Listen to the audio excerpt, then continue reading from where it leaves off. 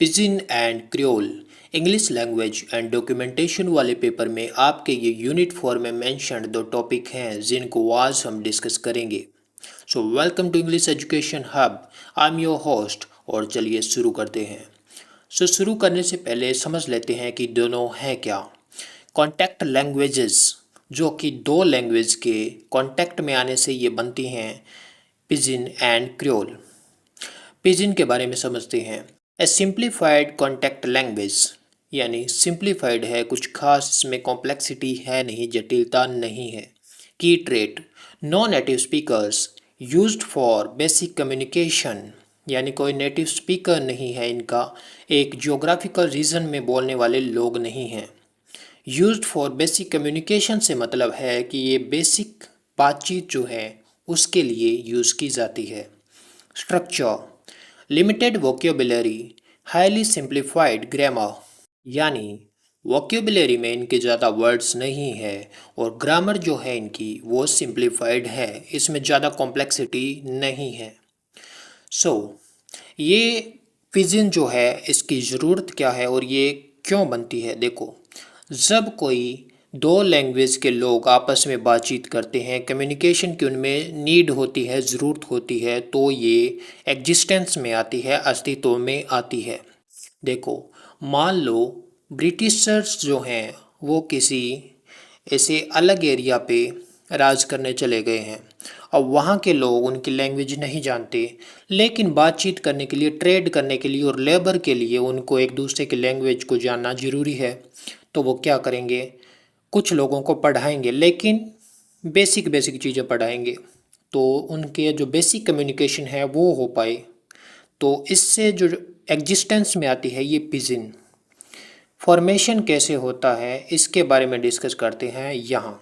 तो देखो, formation and characteristics of pidgin यानी किस तरीके से ये पिजिन जो है वो बनती है।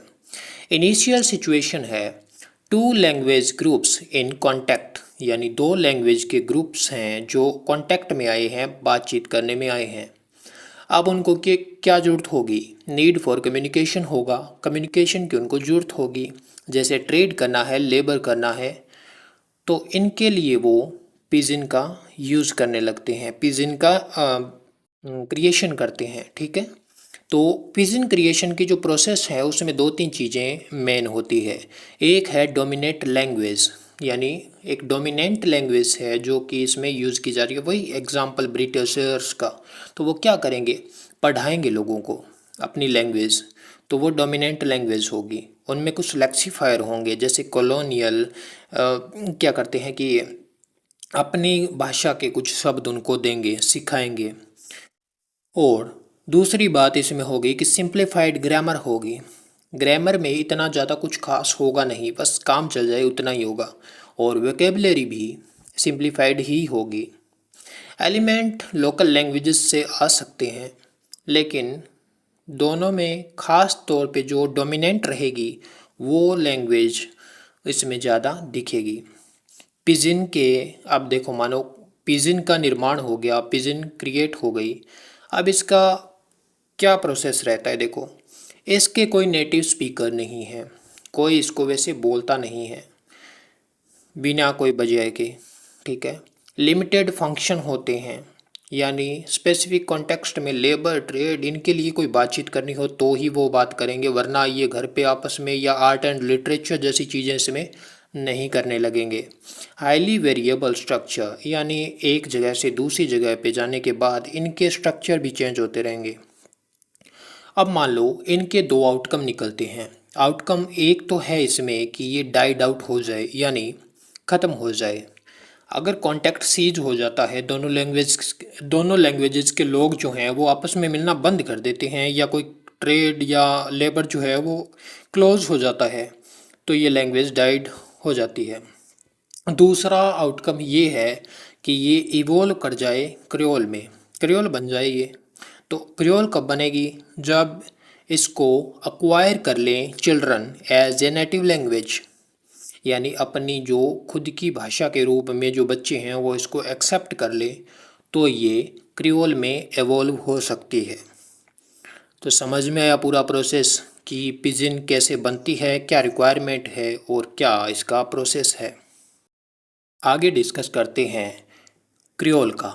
ए fully developed language born from a pidgin, यानी ये डेवलप्ड लैंग्वेज है और ये किससे बॉर्न हुई है, पिजिन से।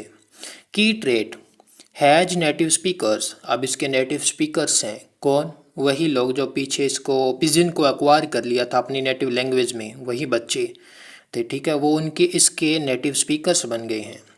Structure expanded vocabulary and complex formalised grammar, यानी अब इसकी जो ग्रामर है वो कॉम्प्लेक्स हो गई है, जटिल हो गई है, फॉर्मलाइज्ड हो गई है, सभी एक जैसे रूल इसमें होने लग गए हैं।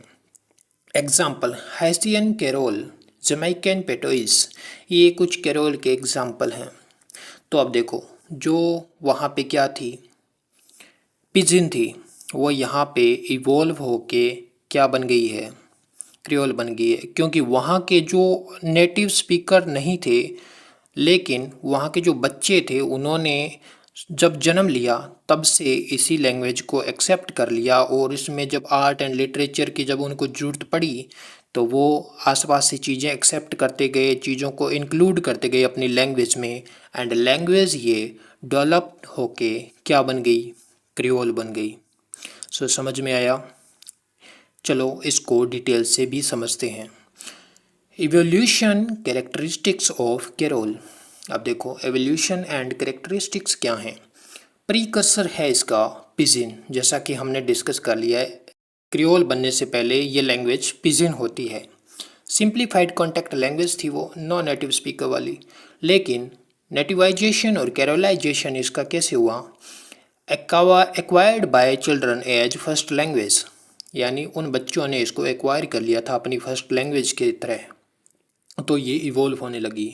ग्रामेटिकल एक्सपेंशन हुआ, रेगुलराइजेशन हुआ, यानी रेगुलर हो गई, अभी रैंडम जो इसके रूल हैं वो नहीं है, अब फिक्स्ड रूल बना दिए गए हैं। वोकेबुलरी डेवलपमेंट हो गया, जैसे कि बताया आर्ट एंड लिटरेचर के लिए एक्वायर कर लिया बाहर से। रिजल्ट क्रियोल लैंग्वेज बन चुकी है, fully developed, has native speaker. अब लिंग्विस्टिक कैरेक्टरिस्टिक्स इसके क्या हैं, कॉम्प्लेक्स ग्रामर है, फिक्स्ड स्ट्रक्चर है, एक्सपेंडेड लेक्सिकन है, यानी बहुत ज़्यादा इसमें शब्द अब ऐड हो गए हैं। सोशल फंक्शन इसके क्या हैं, used in all domain, home, community, education, art and literature, सब में इसका यूज़ अब होने लगा है। स्टेटस बन गया है इसका कि ये फुल स्टेबल नेचुरल लैंग्वेज बन चुकी है। ओके, सो होप करता हूँ ये समझ में आया होगा, एंड अपने जो भी सुझाव हैं या आगे के कोई टॉपिक जो रिक्वायर्ड हैं उनके लिए आप कमेंट करके बता सकते हो कि आगे आपको कौन सा टॉपिक चाहिए, एंड लाइक करना ना भूलें अगर ये हेल्पफुल रहा है आपके लिए, and thank you for watching.